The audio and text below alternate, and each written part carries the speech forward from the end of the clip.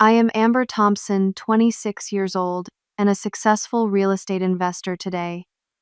9 years ago, my parents abandoned me in Greece with nothing but a note saying, "You're 17 now, old enough to survive." They never expected I would not only survive but thrive. Last month, I purchased their foreclosed home through my company. They requested to meet the new owner, having no idea it was me. I walked into that room and the look on their faces was priceless. Before I continue my story, where are you watching from? Hit that like and subscribe button if you've ever turned a painful experience into your greatest triumph. Growing up in Westfield, Connecticut, I rarely felt the warmth of genuine parental love. My parents, Martha and George Thompson, were emotionally distant people who cared more about keeping up appearances than actually raising their children. Our sprawling colonial house with its perfectly manicured lawn and magazine-worthy interior was a monument to their obsession with status, not a home where love flourished. Dad worked in finance at a prestigious investment firm in New York City. He commuted 2 hours each way and often bragged about the deals he closed and the clients he impressed. Mom, on the other hand, dedicated her life to social climbing. She was on every committee, attended every gala, and spent hours each day maintaining her image. Both were physically present in our house, but emotionally they existed in a different universe altogether. Despite their emotional absence, I excelled academically. Perhaps it was my way of seeking their approval. By 16, I had a perfect GPA, was captain of the debate team, and had already started receiving letters from Ivy League universities. Yet the proudest moment for my parents was not my achievements, but when they could brag about them at their social events. "Our Amber is quite the prodigy," Mom would say to her friends over expensive wine, never having attended a single debate competition or academic award ceremony. In contrast, my younger brother Tyler was the golden child. 3 years my junior, he received all the attention I desperately craved. Dad taught him golf. Mom baked cookies for his soccer team, and family vacations were planned around his interests. I was an afterthought, the responsible one who could take care of herself. The summer before my senior year, Mom and Dad announced an educational trip to Greece. They presented it as a cultural experience, a chance to see the birthplace of democracy before I applied to colleges. "You will love Athens," Amber, Mom said, handing me brochures of the Acropolis and beautiful Greek islands. "The history, the architecture, it will give you so much to write about in your college essays." Looking back, there were warning signs. Dad spent hours on the phone discussing my independence with relatives.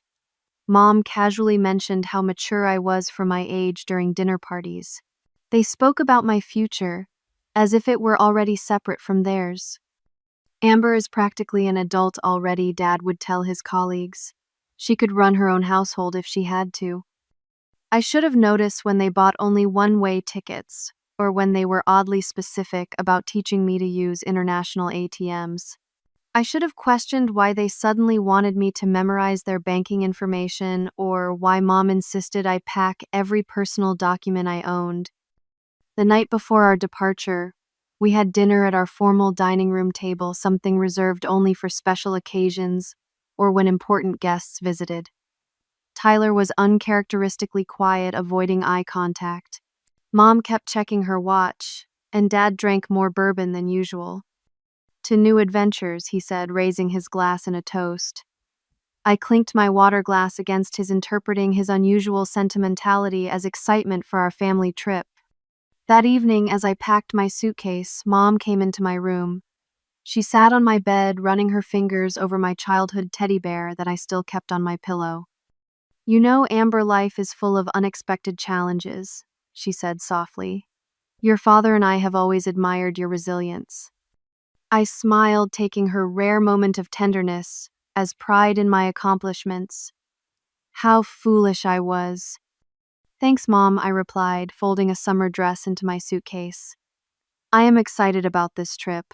It will be nice to spend time together before senior year gets busy." She nodded, a strange expression crossing her face before she quickly composed herself.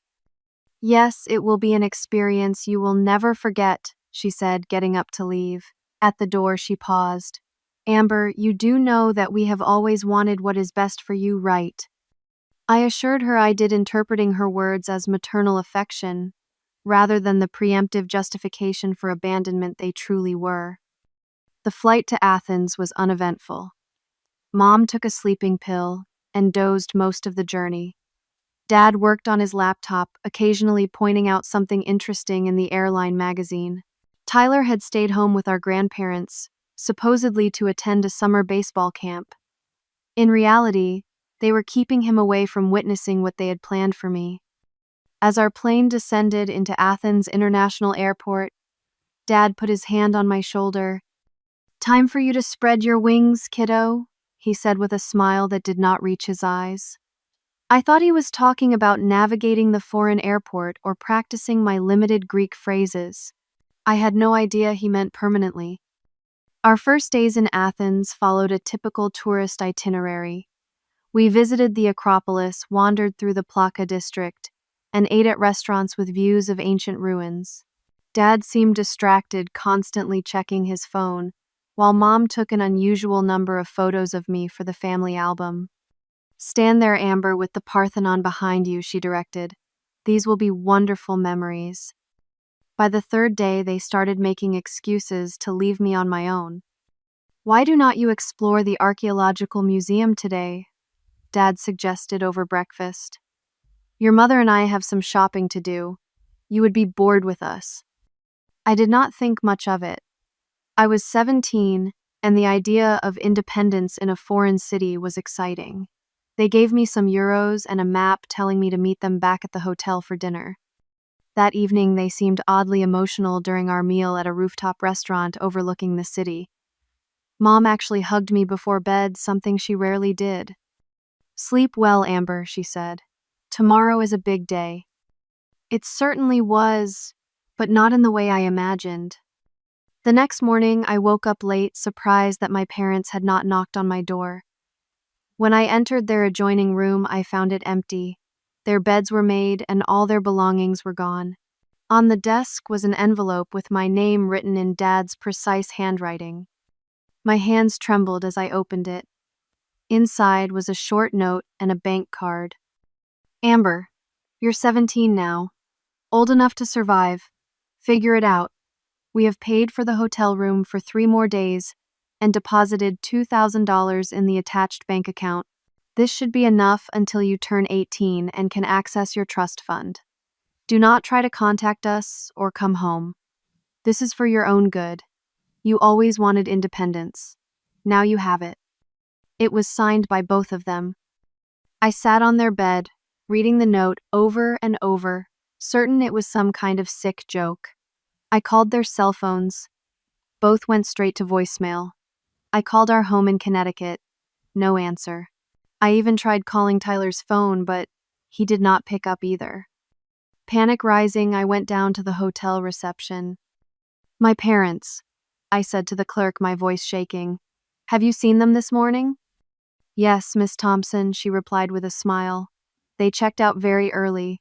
They said you would be staying on alone. Is everything all right?" I somehow managed to nod and walk away before breaking down in the elevator. Alone. They had left me alone in a foreign country where I barely spoke the language, with limited funds and no return ticket. The next hours passed in a blur. I contacted the American Embassy in Athens, certain that, once I explained my situation, they would help me get home. The embassy official, a woman named Janet, listened sympathetically to my story. "I am very sorry, Amber," she said after making several phone calls. "I have spoken with your parents. They claim this was a planned arrangement. Since you are 17 and will be 18 in 3 months, and they have provided some financial support, there is legally very little we can do." "They planned this?" I asked, the betrayal cutting even deeper. Janet nodded grimly. "According to our conversation, they have been planning this for at least 6 months. They claim it is an educational experience to teach you self-reliance." She gave me information about youth hostels, affordable accommodations, and resources for Americans abroad. Before I left, she squeezed my hand. "This happens more than you would think," she said softly. "Parents who cannot handle the responsibility anymore, who find unorthodox ways to cut ties. I am truly sorry." I returned to the hotel room that suddenly felt cavernous in its emptiness. 6 months. They had been planning to abandon me for at least 6 months. Every conversation about my independence, every comment about my maturity, had been part of their justification for what they were about to do. That night I cried until no more tears would come. I felt a complex mixture of emotions: betrayal, fear, anger, and beneath it all a deep, aching sadness.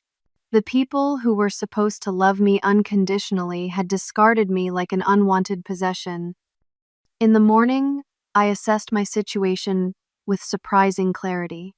I had 3 days of hotel accommodation, $2,000 that needed to last at least 3 months, until I turned 18, no return ticket, minimal Greek language skills, and no support system.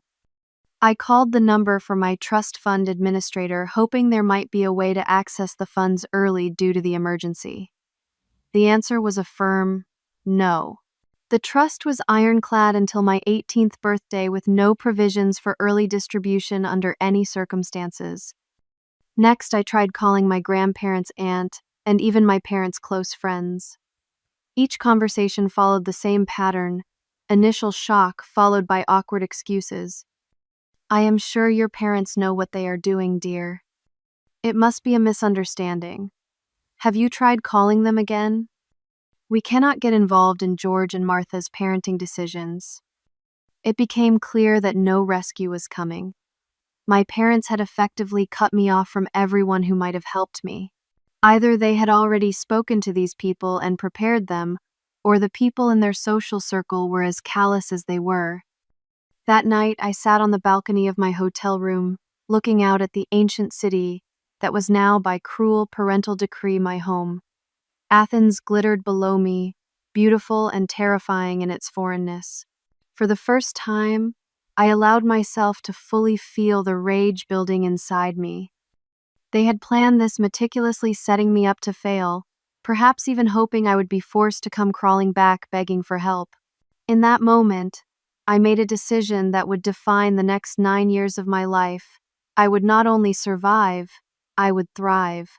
Not for them, not to prove anything to them, but for myself. "I will be okay," I whispered to the Athenian night. "And someday they will regret this." I had no idea then how prophetic those words would be. My first priority was finding affordable accommodation before my 3 days at the hotel expired. I moved to a youth hostel in a less touristy part of Athens, where I shared a room with 5 other young women from various countries.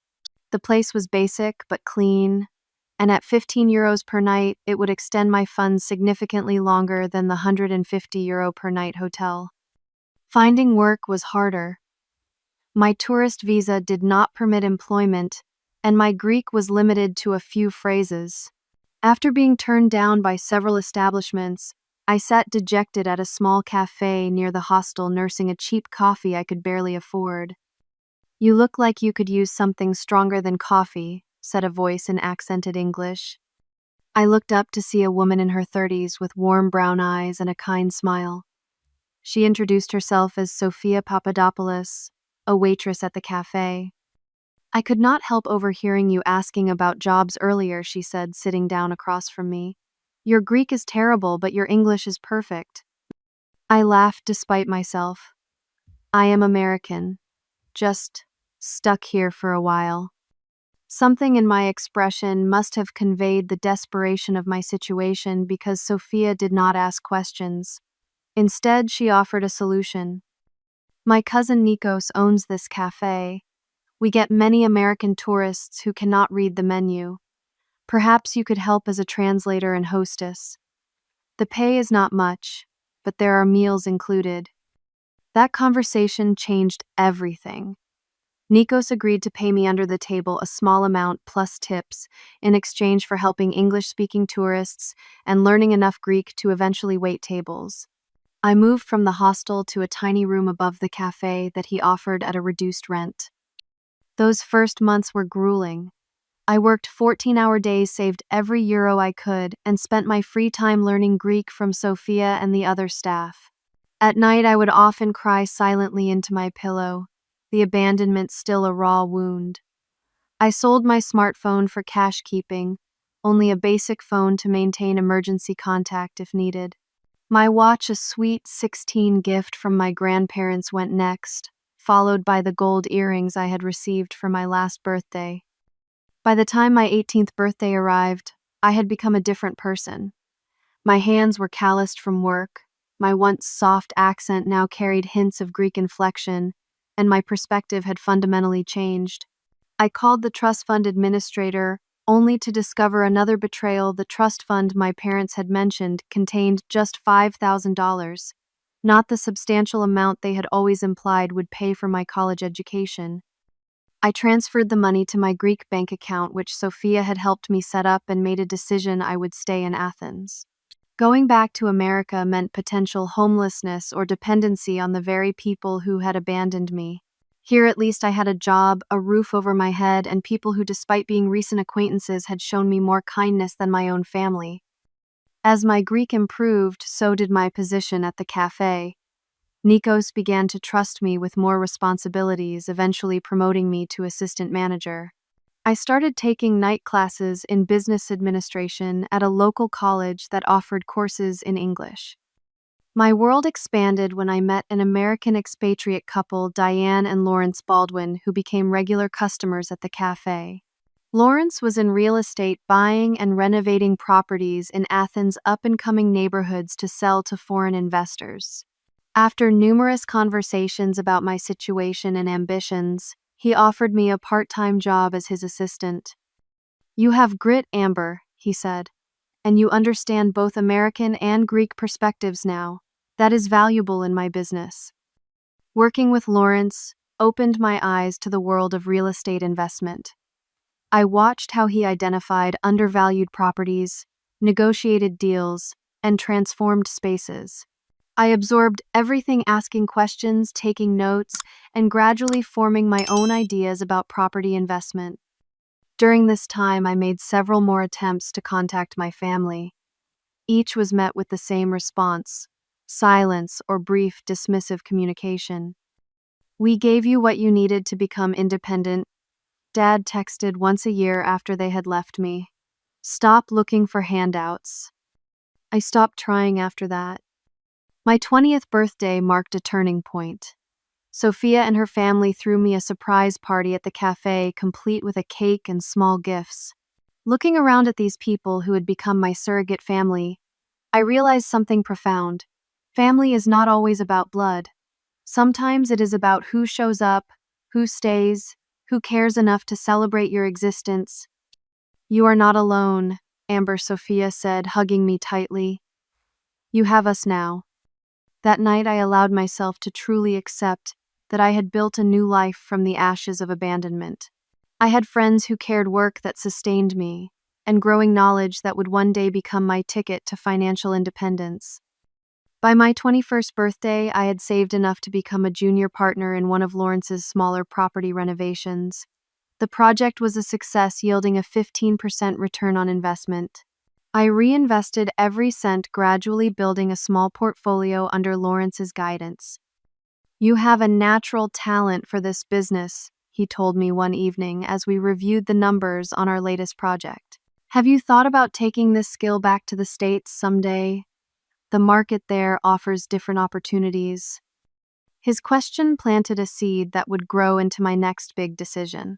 As much as Athens had become my home, I knew that returning to America with my new skills and perspective could open doors that remained closed to me as a foreigner in Greece. 4 years after being abandoned, I had transformed from a terrified teenager into a confident young woman with marketable skills, savings, and a plan. The scared girl who had cried herself to sleep in a strange hotel room was gone. In her place stood someone stronger, someone who had learned that survival was just the beginning. Thriving was the real goal. After 4 years in Athens, I had saved $30,000, gained invaluable experience in real estate, and built a network of contacts in both the American expatriate community and local Greek business circles. Lawrence and Diane supported my decision to return to the United States, with Lawrence even connecting me with former colleagues in Boston. Boston is a strong market, he advised. Not as competitive as New York, but sophisticated enough for good investment opportunities. Plus, it is far enough from Connecticut that you will not have to worry about running into your parents. The day before my departure, Sophia and the cafe staff threw me a farewell party. Nikos, who had become something of a father figure to me, pulled me aside. "When you arrived, you were a lost girl," he said in his heavily accented English. "Now you leave as a strong woman. Athens will always be your second home." I landed in Boston on a crisp September day, 5 years after being abandoned in Greece. America felt both familiar and foreign. The language was easy, but the pace, the cultural nuances I had once taken for granted now required adjustment. I had changed, become more European in some ways, more global in my outlook. I rented a small studio apartment in Somerville and began working as an assistant to Harriet Winters, a friend of Lawrence's who specialized in property development. The Boston real estate market was indeed different from Athens, more regulated and exponentially more expensive. But the fundamentals remained the same. Identify value, understand neighborhood trends, and recognize potential where others see problems. My first 6 months were challenging. I worked long hours, took real estate courses to get my license, and stretched my savings as far as possible. At night, I would sometimes look at social media profiles of my former classmates from Westfield High. Many had graduated college and were starting careers or graduate programs paths that had been stolen from me. But rather than bitterness, these glimpses into alternate lives fueled my determination. One profile I never searched for was Tyler's. The betrayal from my brother felt almost as deep as that from my parents. He had known about their plan and said nothing. Not once in 5 years had he reached out to check if I was alive or dead. My first solo investment came when Harriet mentioned a foreclosed condo in an up-and-coming neighborhood. The unit needed significant renovations, but the location had potential. I pooled my savings with a small business loan and took the plunge. For 3 months, I worked my day job with Harriet and spent evenings and weekends renovating the condo. I did much of the cosmetic work myself, skills I had learned helping Lawrence in Athens. When the property sold 4 months later, I made a profit of $45,000. "Not bad for your first American flip," Harriet said when I showed her the final numbers. "You have got good instincts, Amber." That first success gave me the capital and confidence to continue. I established Phoenix Acquisitions, naming my company after the mythical bird that rises from ashes, a symbol that had become deeply personal to me. Over the next 3 years, I expanded from single condo renovations to small multi-family properties, gradually building a reputation in Boston's real estate community. By my 25th birthday, Phoenix Acquisitions had grown into a respected boutique firm specializing in revitalizing undervalued properties. I had a team of 5 employees, a portfolio of 12 rental properties, and annual revenues exceeding $1 million. The frightened 17-year-old abandoned in Athens was now a successful businesswoman with a corner office overlooking the Charles River. I rarely thought about my parents anymore. The pain had dulled, replaced by indifference. I had built my life without them, and their absence had ceased to define me. Until one ordinary Tuesday morning when everything changed. I was reviewing potential acquisition properties with my assistant Julia Preston when a familiar address caught my eye. "Wait, go back to that listing," I said, my coffee cup freezing midway to my lips. Julia scrolled back to the previous property, a colonial-style house in Westfield, Connecticut, listed as a pre-foreclosure sale. The address was one I would never forget, 22 Maple Avenue. My childhood home. "What about it?" Julia asked. "It is a bit far from our usual territory, but the numbers look solid." Bank is foreclosing next month if the owners cannot come up with the back payments. My mind raced. The listing included exterior photos that showed the house needed maintenance, the once pristine lawn now overgrown. What had happened? My father had been a successful investment banker, my mother, a fanatical maintainer of appearances. How had they fallen so far? I need more information on this property, I said, keeping my voice steady. Full financial history owner details everything. Julia looked curious, but didn't question me. One of the benefits of being the boss. That evening, I sat alone in my apartment with a glass of wine and a folder containing everything my team had been able to discover about my former home. The story it told was one of financial decline and poor decisions. George Thompson had lost his position at the investment firm 7 years ago following complaints about ethical breaches. He had struggled to find equivalent work and eventually started his own financial consulting business that never quite succeeded. Martha had been forced to take a job as an office manager, a position far below the social status she had once prized. Most interestingly, Tyler had graduated from college and moved to California, rarely returning to Connecticut. According to social media, he had effectively distanced himself from our parents, just as they had distanced themselves from me. The house had been refinanced multiple times with the latest mortgage now 4 months in arrears. The bank was proceeding with foreclosure, with an auction date set for the following month. I closed the folder and walked to my window, looking out at the Boston skyline glittering in the night. A strange sense of poetic justice washed over me. The parents who had abandoned me to teach me independence were now losing the very symbol of the life they had chosen over caring for their daughter. The question was, what would I do with this information? I could simply ignore it, continue building my life without looking back. Or I could seize this unexpected opportunity to confront the past on my own terms. By morning, I had made my decision. Phoenix Acquisitions would make an offer on 22 Maple Avenue, not as Amber Thompson, but as an anonymous corporate entity.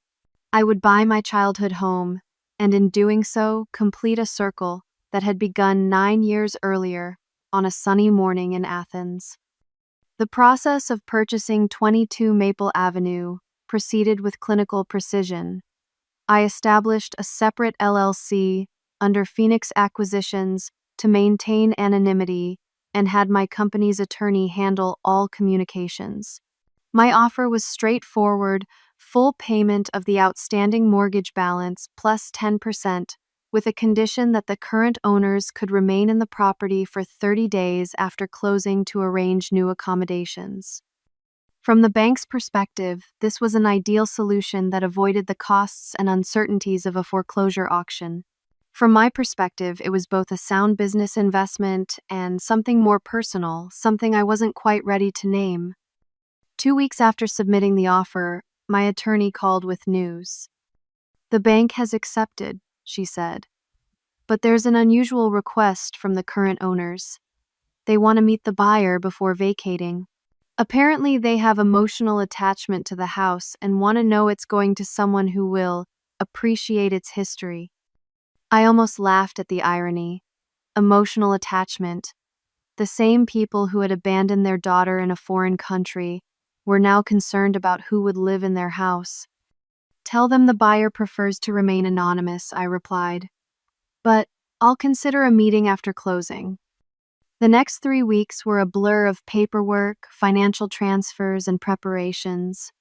I took a leave of absence from my Boston office, telling my team I needed personal time for a special project. Only Julia knew I was traveling to Connecticut, and even she didn't know the full story. As the closing date approached, I found myself experiencing a strange mix of emotions. There was satisfaction, certainly, at the symmetry of the situation. But there was also a resurgence of pain I thought I had long since processed. Purchasing the house meant confronting not just my parents, but also the lost childhood and alternate life that had been taken from me. The day before closing, I drove from Boston to Westfield. I checked into a hotel on the outskirts of town, not ready yet to see the house or risk running into anyone who might recognize me. That night, I barely slept, my mind replaying memories of the family that had once lived in that colonial on Maple Avenue. Morning brought closing day. I met my attorney at her office, signed the final documents, and officially became the owner of my childhood home. The keys felt heavy in my hand, weighted with more than metal. The previous owners still want that meeting, my attorney reminded me. I've scheduled it for tomorrow at 10 if that works for you. I nodded, not trusting myself to speak. That afternoon I drove past the house, not stopping, just a slow cruise by the property that was now legally mine. It looked smaller than I remembered, shabbier, the white paint peeling in places, the garden beds overgrown. Like my parents, it had not aged well. Back at my hotel, I prepared for the confrontation to come. I selected my outfit carefully, a tailored charcoal suit that projected success and authority, subtle makeup that highlighted my features while maintaining a professional appearance, and the small pendant Sophia had given me before I left. Athens, a reminder of who I had become. I rehearsed what I might say, the questions I might ask, the answers I might give. But in truth, I knew that no amount of preparation could fully ready me for coming face to face with the people who had thrown me away like an unwanted possession. That night I received an unexpected call from an unknown number. When I answered, the voice on the other end was hauntingly familiar. "Is this Amber Thompson?" my brother Tyler asked. For a moment I couldn't respond. 9 years of silence, and now he called the night before I was to meet our parents. "Yes," I finally said, my voice cool. "How did you get this number, Tyler?" "It wasn't easy," he admitted. "I've been looking for you for years, Amber. Ever since I found out what they did." "Found out," I repeated, anger flaring. "You were there. You knew they weren't coming back for me." "No," he said, his voice breaking. "I didn't. They told me you had decided to stay in Greece for a study abroad program. I only learned the truth when I found the draft of their letter to you 2 years later while I was home from college." His words hit me like a physical blow. Tyler hadn't known. They had lied to him just as they had betrayed me. "I tried to find you," he continued, "but they had erased everything. No contact information, nothing. By the time I pieced together that you were in Athens, the cafe where you had worked said you had returned to America." "Why are you calling now?" I asked, still processing this revelation. "Because I'm in Westfield," he replied. "Mom called in hysterics about losing the house. When I flew in and started asking questions, I discovered that the buyer was a company called Phoenix Acquisitions. It took some digging, but I eventually connected it to you." The silence between us stretched, 9 years of separation distilled into soundless seconds. "Are you here to confront them?" he finally asked. "Because if you are, I want to be there too. We both deserve answers." By the time we ended the call, we had agreed that Tyler would meet me at my hotel in the morning. Together we would face the parents who had damaged us both, though in very different ways. Sleep eluded me that night. My carefully constructed plan had already changed with Tyler's unexpected alliance. How much more would shift when I finally stood before George and Martha Thompson? The morning dawned clear and cold, a perfect New England autumn day. Tyler arrived at my hotel lobby exactly at 8:30, just as we had arranged. The years had changed him from the 14-year-old boy I remembered into a tall, lean man with our father's jawline but softer eyes. Our reunion was awkward, 9 years of absence creating a chasm neither of us quite knew how to bridge. We sat in the hotel restaurant sipping coffee and tentatively reconnecting. "You look good, Amber," he said. "Successful." "I am," I replied simply. "What about you? Social media suggests you're as far from mom and dad as possible." Tyler nodded, his expression darkening. "After I found out what they did to you, everything changed. I couldn't look at them the same way. The perfect family facade crumbled. I finished high school, went to college as far away as I could get, and barely maintained contact after that. Yet you came when Mom called about the house I observed. I came to make sure they didn't somehow manipulate someone else into solving their problems, he corrected. I never imagined that someone would be you. We spent the next hour sharing abbreviated versions of our lives since the separation. Tyler had graduated from Stanford, now worked as an environmental engineer in San Francisco, and was engaged to be married the following spring.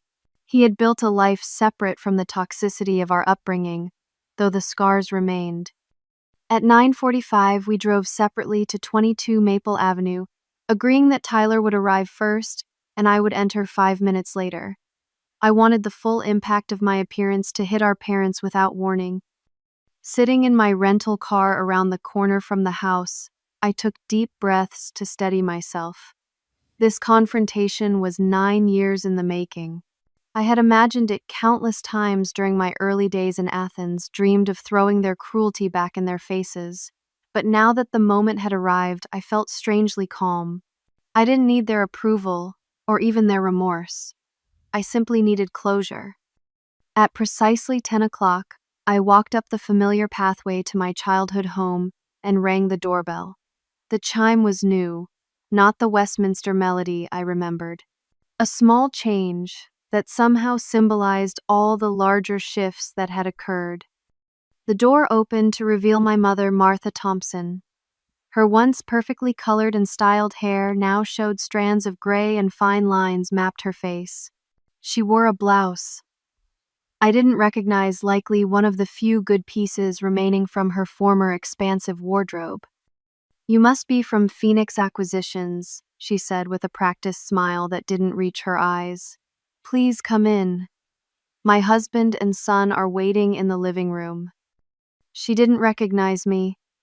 Somehow, despite only 9 years passing, despite me being her daughter, she looked at my face and saw a stranger. It was both shocking and perfectly fitting. I followed her into the formal living room, the space where we had entertained guests but rarely relaxed as a family. Tyler sat perched on the edge of an armchair, his expression carefully neutral. My father stood by the fireplace, one hand resting on the mantel in a pose that seemed calculated to project confidence despite his circumstances. "George Thompson," he said, extending his hand. "Thank you for agreeing to meet with us. We wanted to express our appreciation for the 30-day arrangement. Finding new housing has been challenging." I took his hand and shook it firmly, looking directly into the eyes that had once refused to meet mine as he planned my abandonment. "I understand attachment to property," I said evenly, "though I believe some things are more worthy of attachment than others." Something in my voice must have triggered recognition. His brow furrowed and he tilted his head slightly, studying my face more carefully. "Do we know each other?" he asked. "You should," I replied, removing my suit jacket and draping it over the back of the sofa. "You raised me for 17 years in this house before deciding I was, quote, old enough to survive on my own in Athens, Greece." The color drained from his face. Beside him, my mother gasped, her hand flying to her mouth. "Amber," she whispered. "Hello, Martha, George." I deliberately used their first names, denying them the parental titles they had forfeited. Surprise. My father recovered first, his shock transforming into defensive anger. "What is this? Some kind of ambush?" "Tyler, did you know about this?" Tyler stood, moving to stand beside me. "I found out yesterday. But this isn't about me. This is about what you and Mom did 9 years ago, and apparently never had the courage to tell me about until I found that draft letter." "We did what was necessary," my father said stiffly. "Amber was always headstrong, difficult. We provided her with funds, a trust account." $5,000, I corrected. "Not exactly a king's ransom for abandoning your child in a foreign country." "We gave you independence," my mother interjected, finding her voice. "Look at you now. Obviously it worked out well."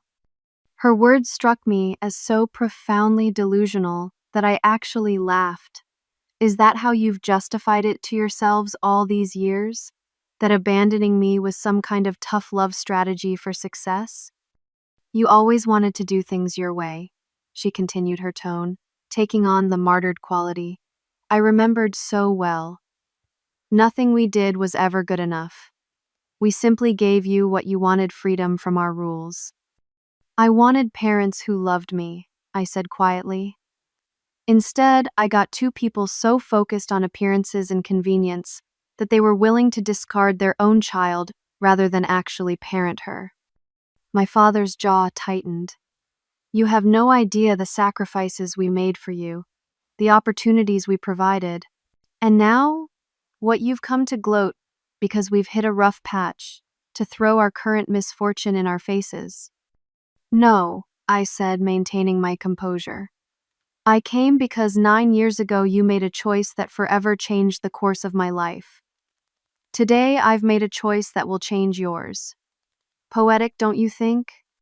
If you're here to evict us immediately, that wasn't the agreement, he said, his voice taking on the authoritative tone he had used throughout my childhood when laying down rules.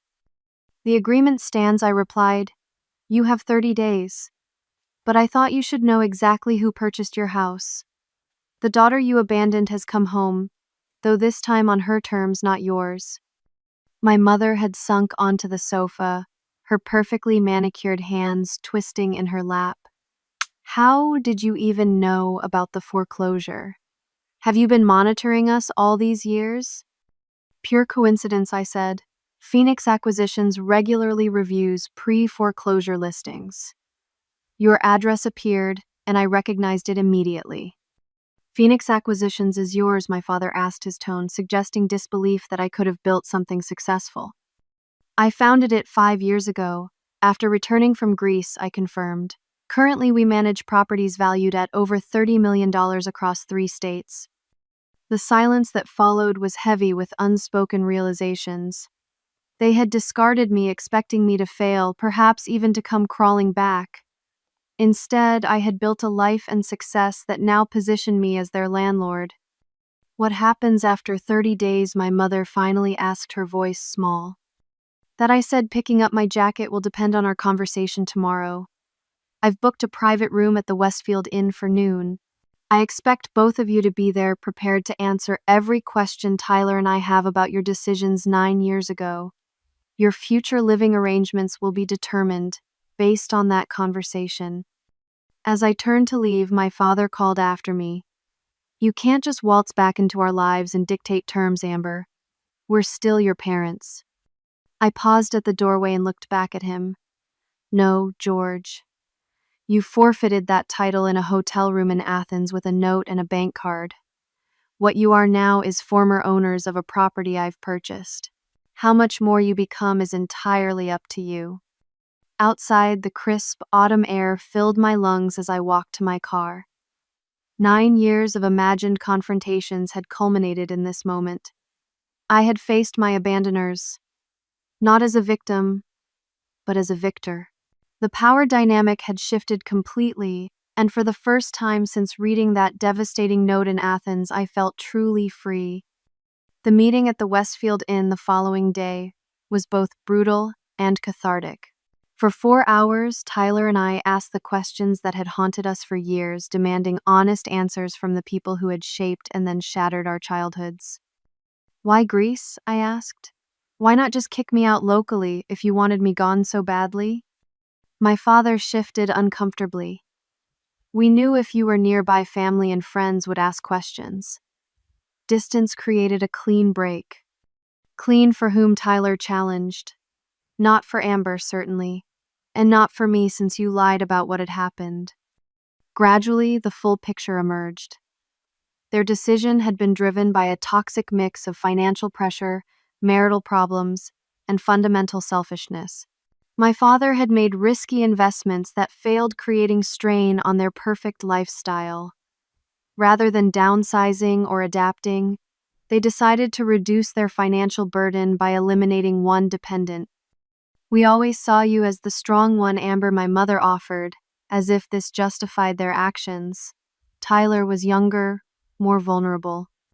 I was 17, I reminded her. A minor. Your child. What became clear through their halting explanations and justifications was that they had never truly seen me as a person with needs and feelings. I had been an accessory to their ideal family image, and when maintaining that image became too difficult, I was the expendable piece. By early afternoon, we had extracted as much truth as they were capable of providing. Tyler was visibly shaken, his idealized memories of our family permanently altered by the revelations. "I need to know what happens now," my father finally said. "With the house." I had given this considerable thought since purchasing the property. My initial impulse had been punitive: evict them, sell the house, complete the circle of abandonment.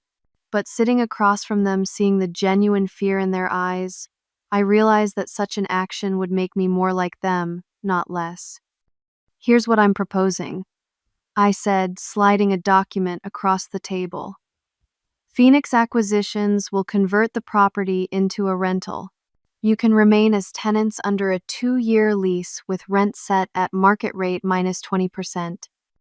They exchanged glances, clearly surprised by the offer. "However," I continued, "there are conditions. First, you will both participate in family therapy sessions with Dr. Elaine Bennett in Hartford. I've already arranged this, and the costs will be covered by me." "Therapy," my father scoffed. "That's hardly necessary." "It's non-negotiable," I stated firmly. "Second, you will both write comprehensive letters of apology to me and to Tyler, acknowledging specifically what you did and the harm it caused. These letters should demonstrate genuine reflection, not excuses." My mother nodded slowly. "And the third condition? You will establish a college fund for underprivileged students who have been abandoned or estranged from their families. I've set up the framework through my foundation. You'll contribute 15% of your income to this fund for the duration of the lease." My father's face reddened. 15%. That's excessive. We're already struggling financially. "Consider it 9 years of back child support," I replied calmly. "These are my terms. You're free to reject them and find other housing within the 30-day period originally agreed upon." After some tense discussion between themselves, they accepted. Not out of remorse, I suspected, but out of practical necessity. The housing market in Westfield was expensive, and their credit was damaged by the foreclosure. My offer, despite its conditions, was their best option. As we prepared to leave, my mother reached out tentatively to touch my arm.